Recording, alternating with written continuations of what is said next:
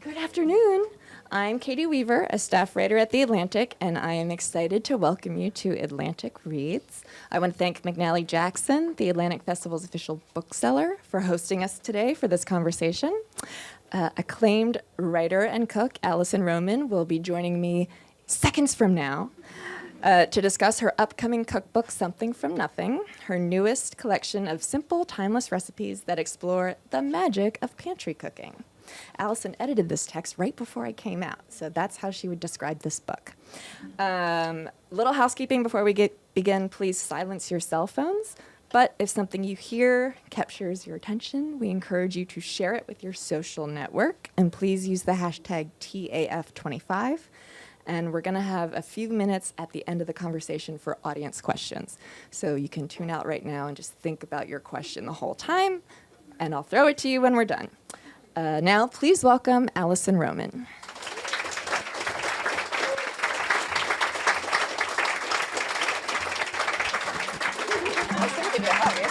Oh, yeah, we just had lunch. You do not want to hug me? Okay. We could pretend. Alison, thank you for coming. Oh, thank you for having me. I'm so sorry I just made you run across the city in your high heels, get into a cab, get out of the cab, get on the subway. It was a nightmare. It was really bad. Yeah, we were getting in a car, and I was like, we should take the subway, and then I was like, we should stay in the car. She's like, we're getting out of the car. We ran. We're sweating. We got here 5 seconds ago. This is our nightmare. So, you're seeing our nightmare unfold right now. Yeah, and normally it's me, but it was actually your fault entirely. It was my fault. So I'm so sorry. I'm like, so sorry.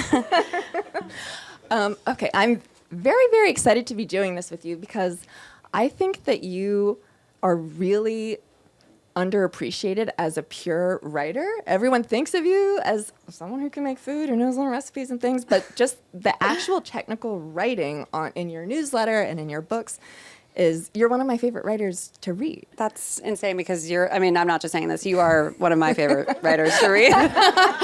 It's very nice to hear that from you. And one of the things that I find the most impressive about your writing is that you're really amazingly good at capturing exactly what it's like to have a conversation with you. Like when I read your writing, it is very much kind of a one-sided conversation. You're the only one who's talking. Yeah. But it really is, you manage to convey like your cadence and your humor in writing that I think is very technical. You know, cookbook writing is not super all over the place. Editors hate that, by the way. They're always like correcting my grammar. I'm like, it's supposed to say that way.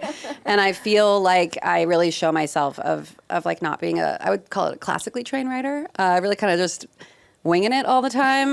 But I think for the purpose of like having a voice, but yeah. Well, I think it works insanely well. I'm sure many people in here probably have intense parasocial relationships with you.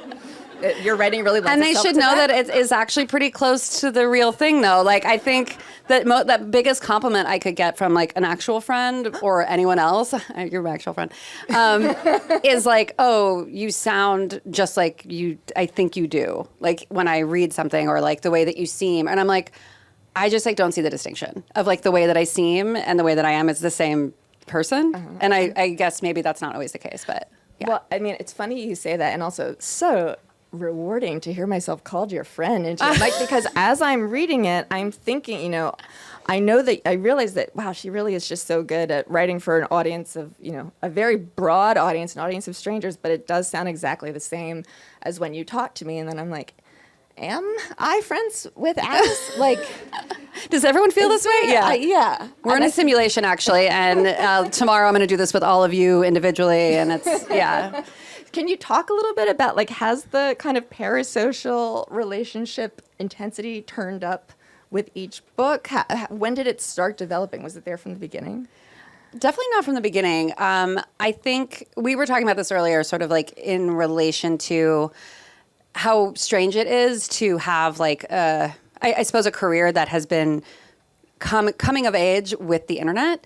I wrote Dining In 2016. It came out in 2017. And around that time, Instagram was sort of really just for ourselves. It was like fuzzy pictures of the park at night that didn't need to exist or like someone's cat. And like, you kind of followed like your family and your close friends. And it then has since evolved into what it is today. And so it was like a dance like no one's watching thing where like I was just putting content out and like being myself for my friends and family. And then sort of it grew from there.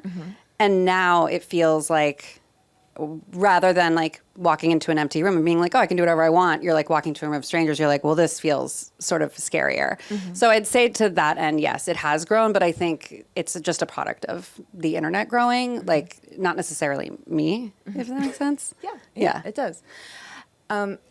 Did you always know that you were going to kind of be, this is such a strange way to maybe put this, like the face of yourself, like that you were going to be really have your, yourself in the books and be showing your real, doing things in your real kitchen, in your real house? Or was there a moment where you said, okay, like let's do, like you locked in to do it? No, I sort of never considered it to be an option. I feel like I started cooking when I was 19 because I loved cooking. Like, again, there was no internet, there was no like external validation. It wasn't to be famous. It wasn't to achieve anything other than like the gratification of cooking day in and day out. And that's like what I did professionally. And I think I realized that like whatever it is that I would do had to sort of feel that authentic. And that's why like when I did my first book, I was like, well, I'm just gonna, they're like, what food stylist are you gonna use? I was like, I'm not gonna hire a food stylist. I'm just gonna make all the food because the food I make it looks good. And, but also like, even if it doesn't, I have to own that. Or like, if you're like, oh, like there's a picture of a peach pie in Dining In and it's a little dark. It's a little burnt. And you know what? I was like, that's the pie. That's the pie I made and it's going in the book. And that felt important to me. And I think also just for people to look at recipes or at the time, I had come from Bon Appetit magazine, and one of the huge critiques that I would receive, like as recipes started becoming more online, is hi, hi, I saw somebody crawling across the floor. Sorry, I didn't mean to call you out. No, that is so nice. Thank you. I was just making sure that everyone's okay. And I remember, as like a person in the test kitchen, and we would receive recipes from chefs or from other cookbook authors, and we'd have to retest them. And a chief complaint was, well, the food does not look like the recipe, like straight up. Like the carrot is cut a different way. There's an herb where it says there's no herb.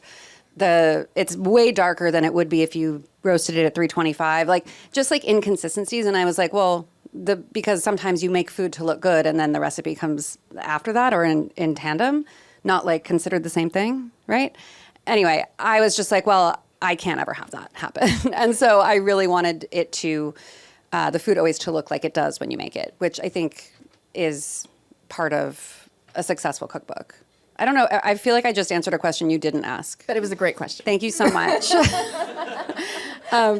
Being yourself. Yes. Okay, so that became a part of it. Yeah. That's like oddly a weird thing the publishers ask. Like they're always like, are you ever going to put your face on the cover of a book? I'm like, I will never put my face on the cover of a book, but I'll be in the book because I'm making the food and like it's in my kitchen and we're, cooking the food to take a photo of it and the photographer takes a picture. Like it's a very natural process. Like there's no hair and makeup team. Like we are, especially this last book, I was very pregnant when we were shooting it and I'm wearing like big oversized button downs, like, which is what I wear anyway. But like no makeup, like hadn't showered in several days. And I'm like, you know what? Fuck it. Like if this is what I look like and that goes in the book, then that's what goes in the book. You didn't take a shower before? No, for several days, Caity. Several days. It's hard out there. Making cookbooks is really difficult. And I was in the privacy of my own home. Thank you. And I wanted to bring that all to you. But yeah, so I think like shedding a lot of the like, oh, well, like me in real life, but me professionally looks like this. It's like at this point, I'm like, it's really the same thing. Like there are no lines of distinction.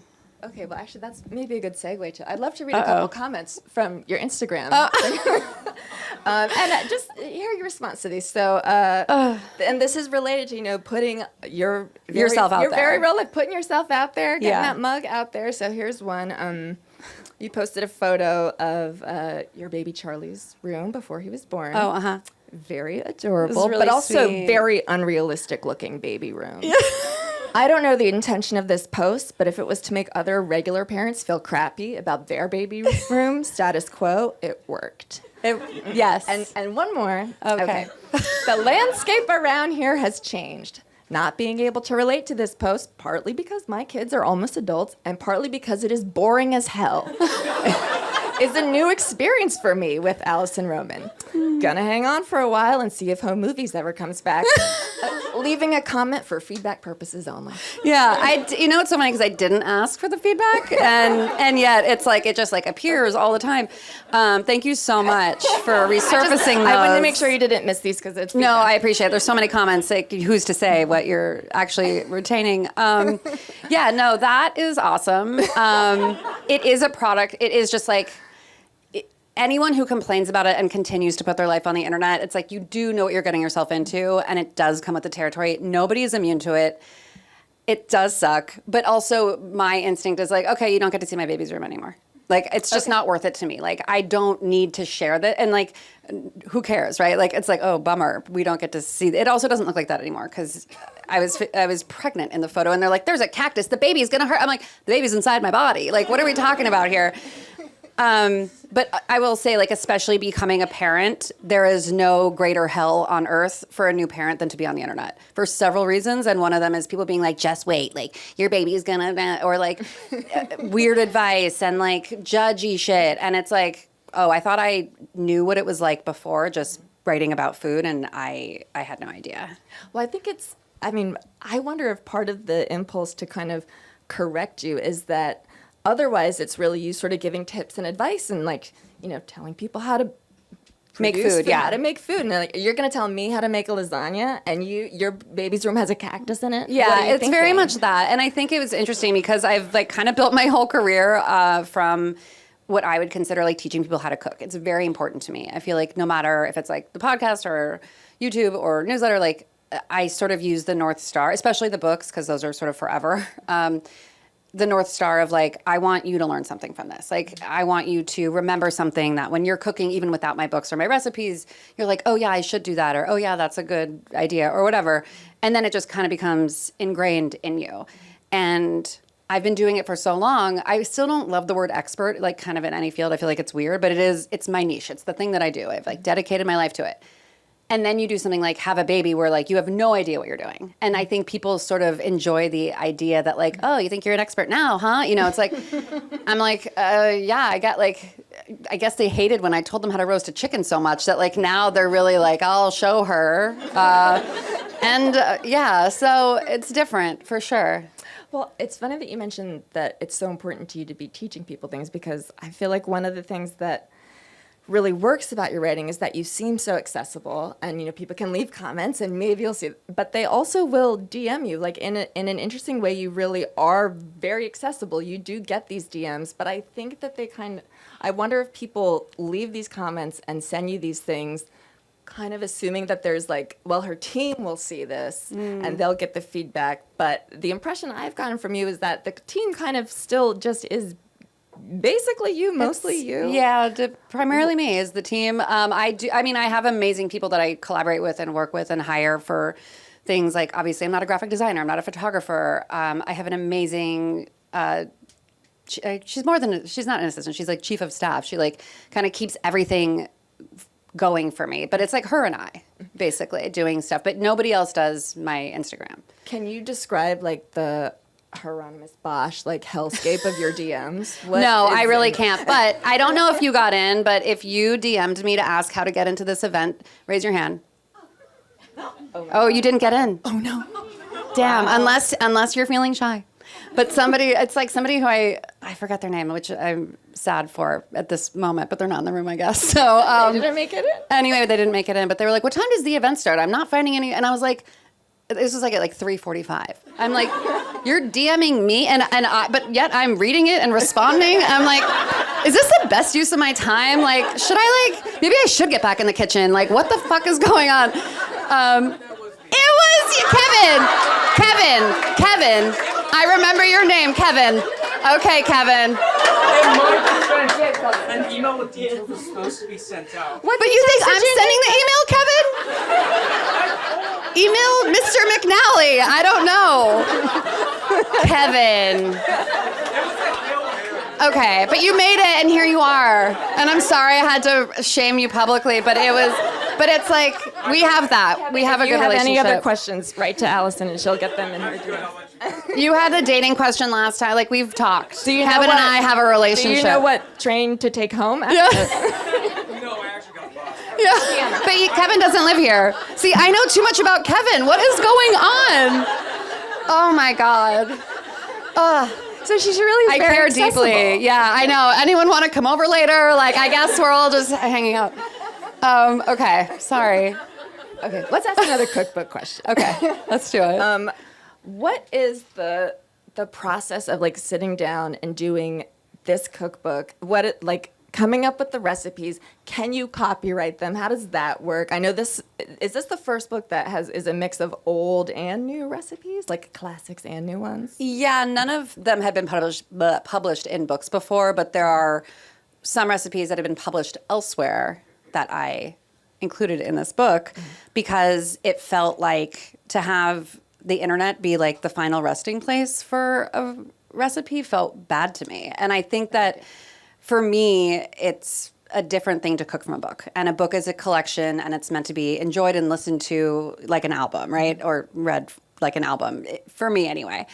And the sort of thesis of the book, I realized there were a lot of recipes that I was super proud of that like really mean a lot to me that I felt like kind of bummed if I'm like, oh, it just like lives in someone's inbox as like a thing that they're like, what was that recipe? Like, oh, like cauliflower what? Like, and you have to search for it. And I just was like, well, it belongs somewhere. But it was also the first book I wrote sort of after taking such a long hiatus but continuing to write. So it's been 7 years since, or 7 years now, it has, what year is it, 2025? I don't know. 6 years since Nothing Fancy came out. And that's a long time. And I've been writing that whole time. And so there's recipes that live in the New York Times. There's recipes that live from my newsletter. And obviously not all of them are in this book because not all of them deserve to be in a book. But there were some that like really sort of suited the mission statement of this book in such a clear, beautiful way. And I'm not one to change a recipe for the sake of having new content. I'm not like, oh, here's a new something, and it's like 2 ingredients are different, and it's just to like get you more recipes, which is why I haven't put a newsletter out in 8 years. But I think that I value that, and so some of these I'm like, they really deserve like to be in this collection, and like then we can like that's where they live. I think it's a certain type of person who appreciates that, and certain people really prefer to get their recipes online or like look at them on their phone. But for me, also just cooking is like such a analog experience, and I'm sort of a Luddite anyway, so anything that involves lack of technology I gravitate towards. And so I prefer to read a book versus a Kindle. If I cannot look at my phone, which I fail at. I mean, I'm literally addicted to my phone. It's so bad. The reports are in and the numbers are high. But I aspire to be the person who picks up the book and puts down the phone. And I think cooking from a book is really a part of that. Mm-hmm. And so if you're taking a recipe of yours that like... was in the copyright thing. Yeah. Well, you can't copyright a recipe, famously. At all? At all. Okay. I think there's just no protection. Even like the name? Yeah, probably. What? I mean, I don't know the logistics of the name, but probably. So I can release my own version of this cookbook. Yes. That is $5 less. Yeah. But otherwise identical. Yeah. Oh. You probably have to change like I'll the do head that. notes maybe or tweak a thing. But Okay. I actually read something where it's like if you change one ingredient or like one measurement in one ingredient, then it counts as a new recipe. So like if it's like We're all going to be making one money, guys. onion, This you is could a do great like idea. 1.5 onions. Okay. But people do that. Like I see recipes on the internet. I'm like, I know what that recipe is. And like, there's no way to prove it. And you sound crazy. I get very tinfoil hat. I'm like, that's dilly bean stew, you guys.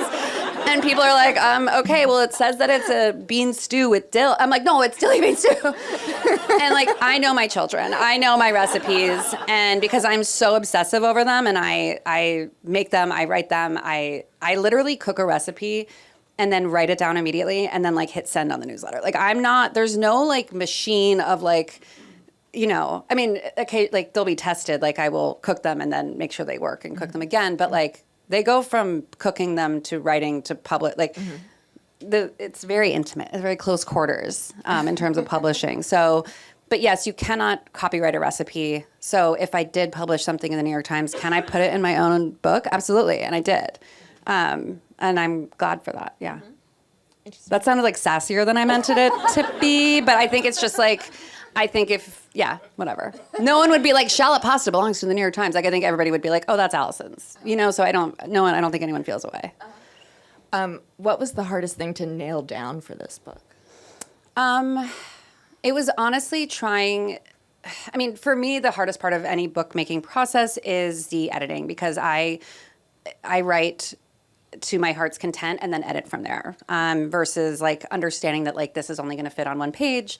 So it's the trimming, because you then end up really having to pick between like the story, the narrative, the personality, and the functionality behind a recipe. So if there is a really important tip that I'm like, this is a make or break part of the recipe, either the ingredient or, the pot you're using or whatever, that information unfortunately needs to come first, behind or above sort of like the anecdote of the recipe, even though like we like both, and I certainly do. And in the edit process, you try to save both. You try to like be like, okay, can I make this a note? Can I bring this down into the recipe? Like, is there a way to Tetris all this information to make sure it fits? But this book especially, I feel like, is very robust in that, because there's more stories to tell. Like between Dining In and Nothing Fancy, like that was only a year and a half that I had between writing books, and this one, again, 6 years. I wrote Sweet Enough in between, but because that was a dessert book, it felt so siloed and like a very clear personality and its own thing. And this is sort of just more time to like talk about like the things that I've made. So I guess to that end, one of the harder parts was narrowing down what I was going to put in this book. Okay. Because I cooked so much over those 6 years, but also, I don't know, my life changed a lot in those 6 years. Yeah. So. Well, one of the things that I really like about all your books, as you know, I cannot cook. No, not at all. Okay, I made your lasagna. I make your lasagna every year for Christmas. That's so nice. And this year, I don't know if you recall, I set a knife on fire. Yeah, that's how not cooking she is. I didn't even know you could do that. I was so surprised to look over and see beautiful. that knife on fire in my kitchen. Yeah, we were all surprised. I wasn't there, but I did see photos, and I was surprised. But what I love about your books is that the actual recipes, the parts that do involve cooking, you make them sound kind of like you have a sort of friendly, authoritarian kind of style, I would say, where it sounds like it's going to be work, but it'll be like sort of a fun adventure. But then you also have things that are like, this is just a list of things that you can open and eat them at the same time, and like you have made a snack, or like put them all out on a table. At the You're my same inspiration for that. Thank you. So how do you decide like how much of the content is going to be for true morons who can only? Well, I would not classify anyone that way, but I think versus real recipes. How do you get the mix? It's just the snack chapter of this book that has a lot of like, sort of like what is in your pantry that you can make a snack from, and it's a fine line between promising like pantry staple cookbook and like being like, well, why did this take me 7 hours then? Like, isn't that supposed to be easy? And also being like, just open up a tin of anchovies and put them on a plate, which like I joke about doing, but then I give you like other things to do with that. But like, it's a fine line, because that is really what I do at home. I do just open the tin of anchovies and put the peppers out, and that's what I do. But you have to like give a little bit more, but like being like, okay, well, I'm gonna make a dip from the peppers and a thing with the anchovies, and then we're gonna drizzle the and you're like, wait, you lost me. Like, I've lost me. So I think that is just reflective of my personal cooking. Like, there are, there's a pork stew, there's like braised chicken, there's roast chicken, there's baked pastas, there's whatever, like beans cooked from dried, but there's also like, I wrote a whole thing on radishes and butter, and then I make fun of myself for writing about radishes and butter, because I'm like, are we still doing this? But I was like, it's my book, and it's really important to me, and it has been forever. And yes, I'm doing it. I'm doing it right now. And like, I'm going to tell you why. And it like, to me, feels like more than a recipe. It's like, I don't know, you read it, I dare you to hate radishes and butter together. Like, I dare you. But like, I think I'm trying to expand on what it is that I do. And like, I could write a book that is just straightforward, photo recipe, straightforward, instructions, ingredients, and it would be so much easier to do. But I really feel like if we're going to take the time and spend the money, and I want it to be full of personality, and I wanted to also, people are like, how do you stand out in this landscape and whatever, and I think not to interview myself for you, Caity, well, thank you for asking. No, but like there is an element of really having to be yourself, and like really having to be like, I'm making this call and no one else would do this. And I'm not saying it's a good idea, but I am saying that I would and I'm doing it. And like for better or for worse, that's my call. You know. I love that. Yeah. That's a great answer. Thanks. Were there any recipes that you really wanted to like shove into this book that you just didn't have space for, or you couldn't quite nail them down? Or is it like pretty much as you conceived it, that's how it exists? No, there's a few. There's always a few. There's like always a few that you run out of time because like you're testing and you're testing. But like my kind of rule of thumb is like, if I don't nail it after like the second try, and this is excluding baking because baking always kind of takes a little bit more trial and error. But if I'm like can't crack it after the second try, I kind of scrap it entirely. I kind of Entirely? Yeah, I walk away because it's not like it should just hit. It should just work. And the tweaks that you make at this stage in my career, like I've, you know, again, it's a muscle and I've been using it for a very long time. But like if I'm like I can't figure this out or like why isn't this working? I'm just like, you know what? I don't think this is meant to be. And sometimes I table it and then I'll come back in a year and be like, oh, I'm just doing it this wrong, or I need to do it in the oven instead of the stovetop or whatever. But if I'm struggling so much, I tend to kind of just move on pretty quickly. Like, and I don't know, food to me should be so immediate in this is good or not good. And like, I am a very tough judge for myself. And I make a lot of stuff where I'm like, this wasn't that good. And, you know, and like, I made something the other day for my husband, just us two. And I was like, I was so devastated. I was like, this was a bad meal. And he's like, no, it wasn't like bad. Like, and he will eat anything. But even he was like, you know, and I'm like, I couldn't stop thinking about it, but it led me to something else. Like, Wait, what did you try to make and fuck up? I can't even get into it. It doesn't, it's like honestly so not worth getting into, but it happens. And so I take it really seriously. And like, I just believe that like food inherent is, it's so, not to be like, it's so easy to be delicious, but I love food so much that like, if I'm not connecting to it immediately, there's a reason why. I got a text from you a couple months ago that I was very surprised and confused to receive. Because you said that you basically were like, you know, I want to become a better writer because I want to write a nonfiction book that is not a cookbook. And you were asking me for like advice and then book recs. Just because you said that you thought a good way to maybe do that would be to read, you know. To read a book, which... Yes. And so I sent you a great list of books. First question, how many have you read, Allison? I have read 0 books. Okay, great. And I was afraid that you were going to ask me that in a public setting. Just wanted to know. If it makes you feel better, I haven't read any books. I read one book. I read like Dream State, and I'm like still reading the Sally Rooney book from 8 years ago. If anyone wants to talk about it, very topical. Yeah, well, thank you for exposing my vulnerability. I did ask you for advice. This is a compliment, but the reason I was confused was because I do think of you as like one of the best writers writing today. So I was kind of like, what's wrong? What are you trying to fix? And then I thought, you know, I love reading the newsletter, even though I'm not cooked from it. I'm still reading it every time, and I was like, can Allison like not really read and write? Like, how heavily is this newsletter being edited? And you said it's just you doing it. Right? I mean, anyone who subscribes to the newsletter knows that it's not edited. Like, I think everyone's like, you forgot an ingredient. Like, this thing is like, it's rife with errors. I had an editor for a very brief period of time, like in 2021, and I just blew my own deadlines. It's such a clip, and like, it was so frustrating for this editor that I was like, I'm so sorry. Like, I am not ready for this responsibility. Delegating is so hard for me, not because I am a control freak, although I am. It's mostly because it makes me accountable and like to deadlines and to things like that I just, especially lately, I'm having a really hard time meeting. So no, I don't have an editor right now, but I hope to get to a place where I am writing at such a cadence that I can do that. But I will say part of the reason I'm so excited to one day write this book that is, you know, not full of recipes, that is, you know, a smaller book that you can put in your pocket, maybe, big pockets, and is because I really want to work with a great editor, too. I really miss that relationship. I really like being pushed. I really like being made better. And I want to work with somebody who's like, like this sentence is a little phoned in. Like, I want someone to call me out and be like, you can do better. When like, you, dig when a little you deeper. read your writing, what is it that you think like, oh, well, I need to do a better job of this? Like, what is not clicking for you? Oh, I don't know. I'm not trying to be self-deprecating. I think that because it's not the thing that I'm, quote, an expert in, I assume, and probably correctly so, that I could just be better at it. My grammar is bad. Like it's poor.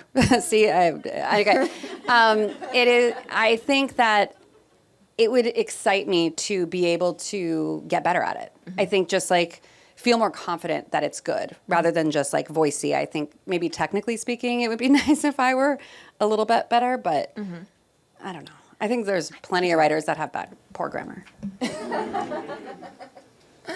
I think you're doing great. But thank you. Also, baffled like by for this anyone that's question. not familiar with Caity's work, it is mind blowing how funny she is. What are your and 50 how- favorite things? Yeah, and smart at the same time, which is such a incredible thing to do, especially for such a popular outlet.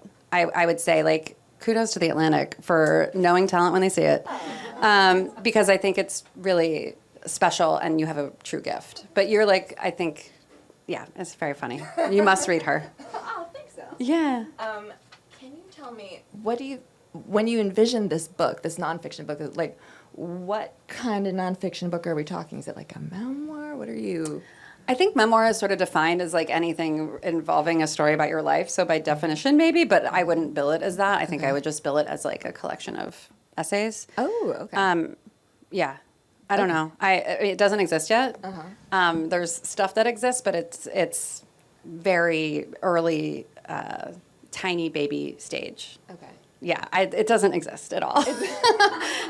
Yeah, It's an idea. it's an idea. Yeah, it's something I would like to work towards. Well, is there in addition, besides the nonfiction book that does not exist, is there anything that you really want to do that you haven't been able to do yet? There's a lot of stuff. Yeah, and I think part of that comes down to like delegation. I am bad at it, and I think that because when I make these cookbooks, like I write every word in those cookbooks. I make every dish that's photographed. I pick the props with the prop stylist. Like I edit it. I pick the photos. I'm so heavily involved that I don't I can't do it faster. And I think that sort of whatever ethos that I have, it spreads to everything else I do. So I'm very slow at making things, I feel like. Like every time I come out with a new project, it's taken a really long time because it is a really small team doing these things. But that's just how I prefer to work. I think the fewer people weighing in creatively make for a better product often and a more like soulful product. And I think that in trying to do things that only feel soulful in the world, I guess, which is a weird, I guess, the book is soulful? Yes, full of soul. I don't, well, I've never said that before. Strike that from the record. Soulful, interesting, the choice. But I think that, so to say that there's so much that I want to do that I haven't done, and it feels like impossible that it will all get done. But yeah, I mean, I opened a grocery store, and that was huge on my list. That was like a dream thing that I wanted to do. We're doing like a tiny, well, it's pretty big, like a pop-up in November in Lower East Side of First Bloom, which is the grocery store upstate. So I'm sort of living out a fantasy for like 3.5 weeks that I will have a grocery store in the city. A bodega. Yeah. Okay, take it easy. There's just going to be like 8 cats in there, and I'm going to be like, anyway. What's the hardest thing about running a grocery store? Finding people to work it that have like I mean, again, it's like comes down to the delegation of it all. Like if it were up to me, I would just work the grocery store. I would like stock the shelves. I would do the thing. I would ring people up. It's my favorite thing in the world. But just, I think with any job, it's like, if you are sort of in charge or if it's your vision, I think finding people to sort of carry that out. But luckily it's a grocery store and it kind of has its own personality and its own ecosystem and its place in the community already. And it doesn't, I don't feel the pressure to like overly brand it or like make it a thing or have its own personality on Instagram because it's a fucking grocery store. Sorry, that's so many F-bombs in this talk. And I would say that's the hardest part. Of just like but also like keeping things accessible, which is obviously so important to me. When people are like, I bought a cucumber and it was $5, and I was like, well, that's because we get it from this farmer and they charge us $3.50, and so or $4, and we don't feel comfortable charging $6, so we charge $5, which means, we take a hit on that, but that means the pasta is this much. Like the Tetrising of pricing to keep things both accessible and get the ingredients from the right people, which are more expensive, like the chickens, the eggs, the coffee, we make almost no money on because Are you what making they any money charge in us. this grocery store? Yes, it is profitable, shockingly. Mostly because we do like these like mail order boxes and stuff like that. Like because in the dead of winter up there, there's just like nobody there. We're closed for January, like not a soul. Anyway, all to say that the hardest part, which I find in what I talk about food anyway, is like, encouraging people to be like, buy the organic chicken, like go to the farmer's market, and people being like, it's so expensive.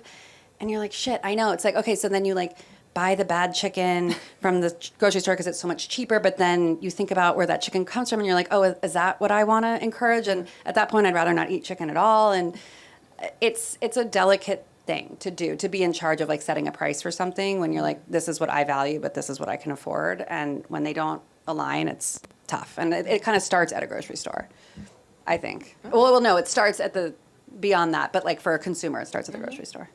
All right, I think we'll hop into audience questions momentarily, but I have one more question for you, Alison. Yeah, Okay, do you still Caity. have those totes available for First Bloom? Can people still buy them? They can still buy them. Kate. I did not tell her to say that. No, she didn't. But okay, if you take away one thing from this talk, I swear to God, it is the best. It's a very good tote. Airplane carry-on.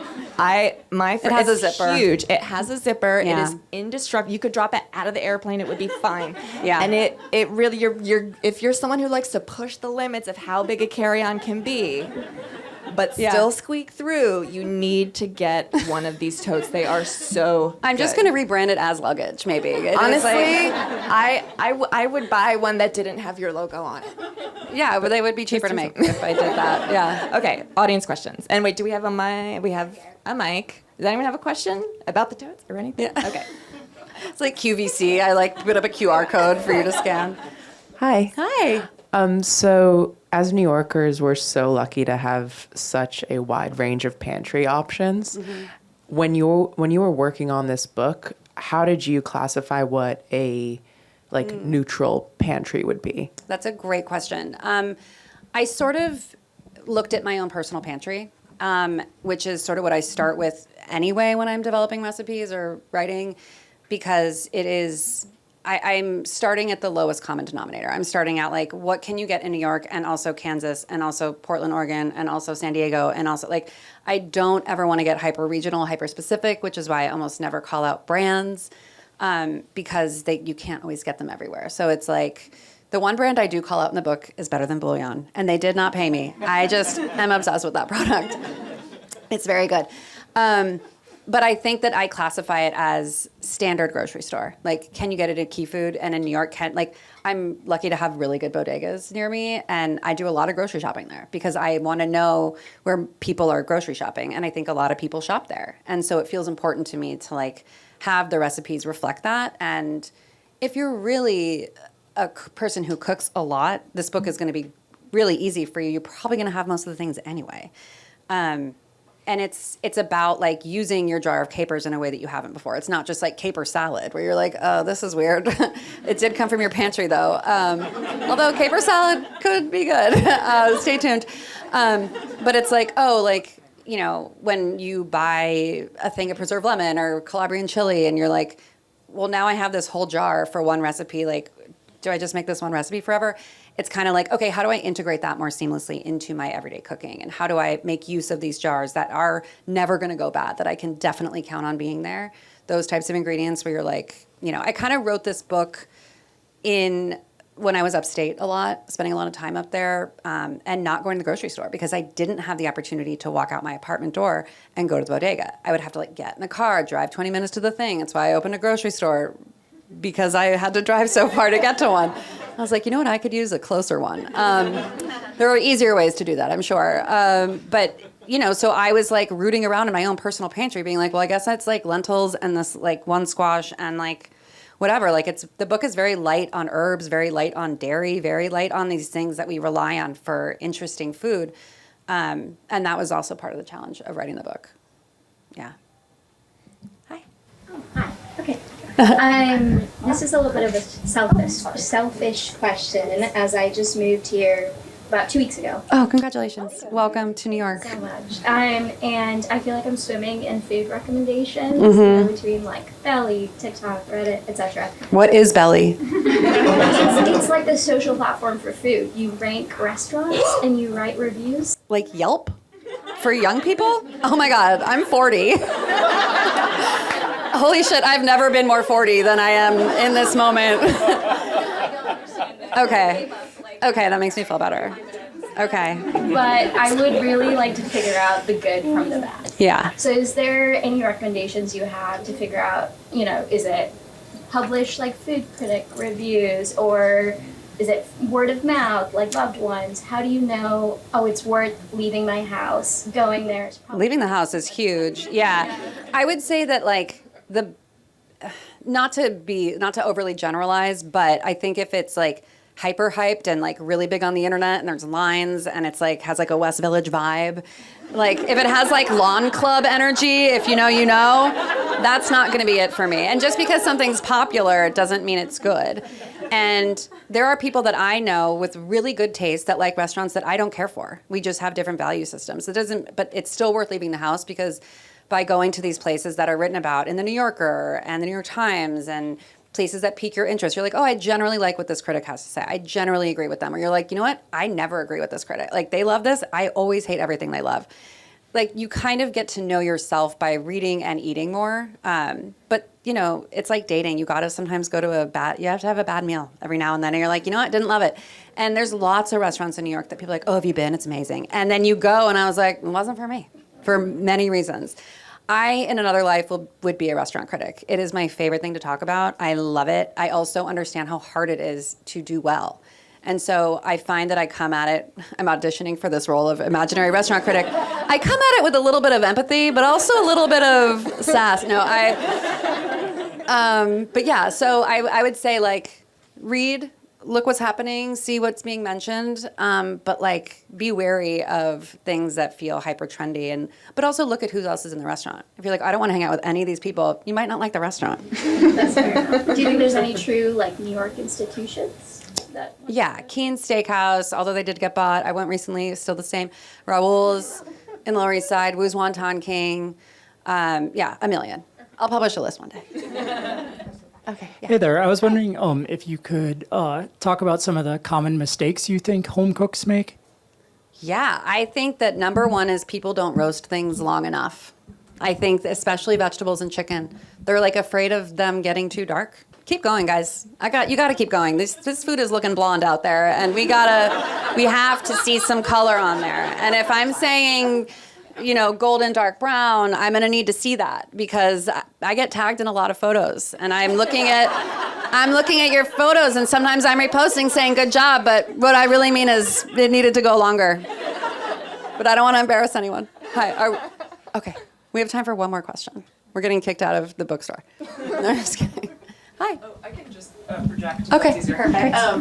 I feel obviously your food tastes amazing, and that's why we all make it. But I also think a lot of your impact on the space, and at least on me, and probably a lot of us, has been aesthetic. And I feel like if I see a photo of your food, even if I don't know the recipe, I can tell. I know you've spoken about like an unfussy approach to these things, but do you feel like you have aesthetic influencers, either not influencers in the modern sense, but like influencers on you, either like in the food world or out of the food world, that have like helped you develop such a particular look to your food and your way of cooking? Oh, that's so nice. Thank you. Not especially. I think that like I'm so bad at like putting together like mood boards or like vision board. Like it's very instinctual, but cooking is. But I think I was for sure informed by the restaurants I worked at a really young age, which were like very fine dining style restaurants, and the plating was very fussy. And yet it was sort of, there was this emphasis on naturalness. There's a chef named Michel Bras, who's French, and he has a restaurant in the countryside of France. And his whole sort of thing on plating food is like, it should look like it fell from the forest or whatever he says. It's like very dreamy, but like, you know, you would laugh because like these plates of food, there's like tweezers and squeeze bottles and like, but then you look at it from afar and you're like, oh, it does kind of look like you stumbled upon this, like in nature. And so I think having that drilled into my mind, even though it was being applied very differently and like in a fine dining sense, for me in a home cook sense, like it's all very natural. Like I'm doing very, very little to make it look a certain way. It just kind of is how things land. It is how things appear. And I think food is so inherently beautiful, especially when you roast things for long enough, that it doesn't require like an over, intellectualization of the process. Like it should just feel very organic. And I think if people listen to themselves and like, well, how do I want this to look? Like you start to develop your own sense and style. Like it's so not manufactured in any way, and it has changed and it looks different. But like being able to produce a beautiful plate of food and being like, oh, it just looks that way it also takes time. Like I have been doing this for so long versus somebody who's like, oh, I started cooking in earnest like 8 months ago. And I'm like, well, yeah, you're going to develop your style. You're going to develop your thing. I think people have such a obsession with being good right away or being successful right away and being like, I want this right away. It's like, these things take a really long time, especially anything that is like personal style. And that could be a writing style. If you're a musician, like a musical style. I think most people sort of start out by following recipes or trying to emulate something. And then over time, you sort of shed all that and you're left with like the kernel of like your creativity. So trying to listen to more of that and listen to less to other people, I think would be really helpful for anyone. Is that all we have time for? Okay. So like you do have to get out of here. All right. No, it's We okay. have to leave. That's all we have We're time going to do an for. after at Lawn Club. Thank you so much, Alison Roman. Thank you, Caity. And thank you, McNally everybody. Jackson, for hosting us. All pre-ordered copies of Something from Nothing will be signed, and they will be available for pickup on and after November 11th at this location. Or you can email the store if you'd like to pick up your book at another location. Have a great night. Bye, Get out of guys. here. Thank you. Keep talking to you forever. Gotta go.